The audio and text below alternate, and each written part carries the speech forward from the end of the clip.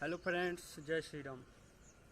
बात करेंगे power star Pawan Singh के फैंस के लिए बहुत बड़ा खुशखबरी है, जो कि आप लोगों को बता दूं। पावर स्टार पवन सिंह के 6 महीने पहले गाना आया था लाल घाघरा सरेगामा हम भोजपुरी चैनल से, जो कि 200 मिलियन व्यूज क्रॉस कर चुका है। तो पावर स्टार पवन सिंह के फैंस के लिए बहुत बड़ा खुशखबरी है। म्यूजिक सेक्शन में 30 पे ट्रेंड कर रहा है अभी भी, जो कि बहुत बड़ा खुशखबरी है पावर स्टार पवन सिंह के फैंस के लिए।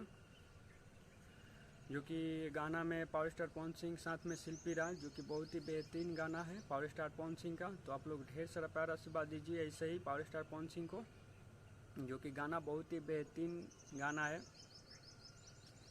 तो 200 मिलियन व्यूज क्रॉस कर चुका है पावर स्टार पवन सिंह का गाना। तो बहुत बहुत बधाई पावर स्टार पवन सिंह के फैंस के लिए। आप लोग ऐसे ही प्यार आशीर्वाद दीजिए पावर स्टार पवन सिंह को। और मेरे चैनल पर नया है तो प्लीज़ आप लोग लाइक और सब्सक्राइब और शेयर कीजिए वीडियो को। फिर मिलेंगे अगला वीडियो में। जय श्री राम।